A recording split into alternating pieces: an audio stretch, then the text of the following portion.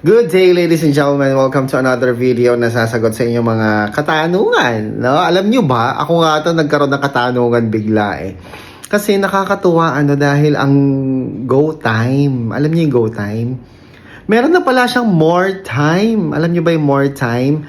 Yung more time na yon para siyang Atomy, di ba?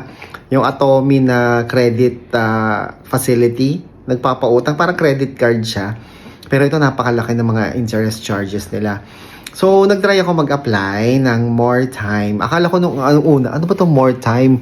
Pero parang familiar kasi sa akin yung time, yung TYME. Kasi meron akong GoTime account. Uy, siya nga pala guys ha. Kung meron kayong GoTime account, no, I think mataas yung chance na ma-approve kayo. Yung GoTime account ninyo dapat, syempre may laman, active, at saka yun, may savings account kayo sa GoTime. Parang GCash din siya eh. So, yun, nag-try ako mag-apply ng more time sa GoTime. Sa website lang po yun, no? Ayan, sinearch ko lang kasi sa Google yung more time.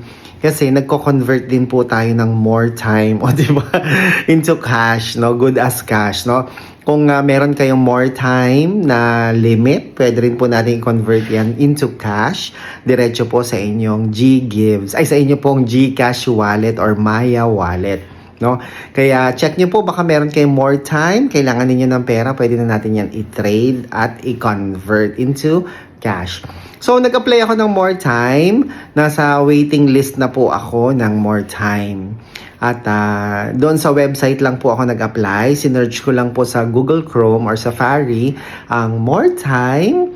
Tapos nakita ko na yung more time by GoTime at nag-join ako sa waitlist. Ilalagay mo lang naman dito yung pangalan mo, yung middle name and your last name. Pati yung iyong mobile number, email address mo, at saka kung meron kang GoTime account, tatanungin ka kung meron kang GoTime account.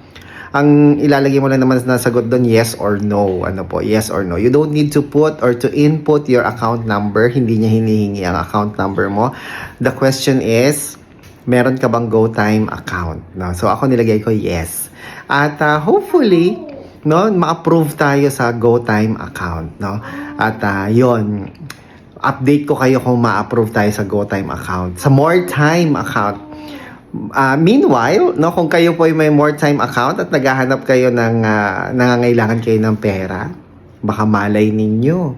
Ito na yun, no? Ito na yun, yung naghahanap kayo ng legit na magti-trade ng inyong more time account into GCash, no? Or Maya.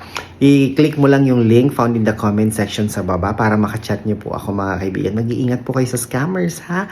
Marami pong scammers, no? Kaya kung magpapatrade po kayo, make it a point na makipag-video call po muna kayo para hindi kayo basta-basta na i-scam, okay? At hindi lang po more time ang ating kino-convert into GCash wallet.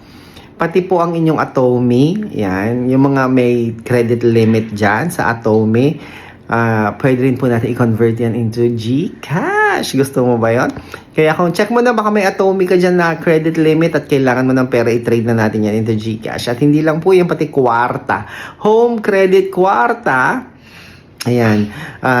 Syempre, i-click nyo na po yan, ang link para ako inyo makachat. Ang legit na most trusted brand. Most trusted brand.